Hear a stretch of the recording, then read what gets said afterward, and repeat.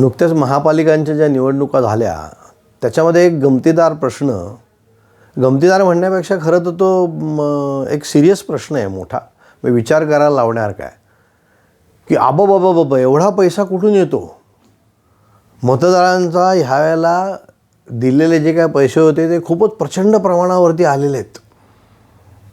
ही खूप अवघड गोष्ट आहे लोकशाहीच्या दृष्टीतनं वगैरे वगैरे वगैरे. तर गमतीचा भाग असा आहे की राजकीय पक्षाचे नेतेच म्हणत होते की हा पैसा कुठून येतो. आता राजकीय पक्षाच्या नेत्यांना माहिती आहे ना पैसा कुठून येतो.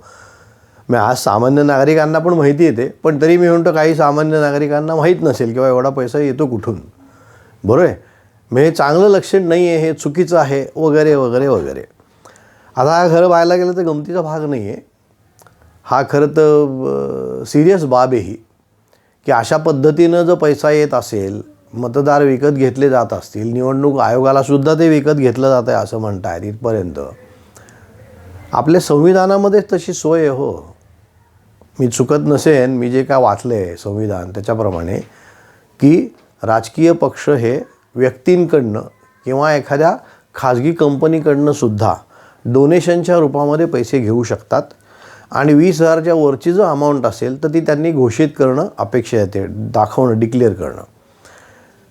आता रिसेंट पास्टमध्ये ज्या इलेक्शन झाल्या लोकसभेच्या मला वाटतं, तेव्हा तर त्याच्यावरनं खूप वादंग वाजलं होतं, फार कोर्टामध्ये प्रकरण गेलं होतं. बरोबर आहे. बॉन्डच्याबद्दल भरपूर मारामाऱ्या झाल्या होत्या राजकीय पक्षांमध्ये. पण मला वाटतं त्याच्यावरती लिमिट घालायला पाहिजे ना. राजकारण तुम्हाला करायचं आहे, नेते तुम्हाला व्हायचे, पक्ष तुम्हाला स्थापन करायचे, बरोबर आहे. मग तुम्ही तुमचे पैसे उभे करा ना, कार्यकर्त्यांकडनं करा. आणि नागरिकांकडनं घ्यायचे असेल डोनेशन स्वरूपात तर त्याला काहीतरी लिमिट पाहिजे.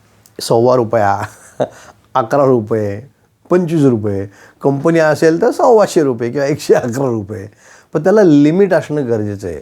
कारण मला आठवतं की इतिहासाच्या पुस्तकात मी शाळेत असताना वाचलं होतं, मी चुकत असेल तर मला माहीत नाही, की त्या काळात ज्या पहिल्यांदा ज्या निवडणुका झाल्या भारतामध्ये त्याच्यामध्ये त्यावेळच्या काही राजकीय पक्षांनी उद्योगपतींकडनं पैसे घेतले आणि निवडून आल्यानंतर त्यांना सवलती दिल्या. आणि आत्ता विरोधी पक्षांचं म्हणणं तेच आहे.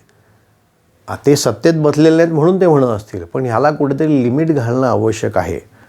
विचार करायला हवा.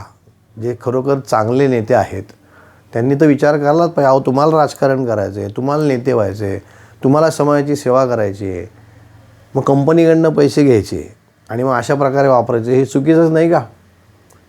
खूप विचार करणं गरजेचं, विचारवंतांनी आणि नागरिकांनीसुद्धा. बघा काही पटतं आहे का. पटलं तर लाईक करा, शेअर करा. धन्यवाद. जय हिंद, जय महाराष्ट्र.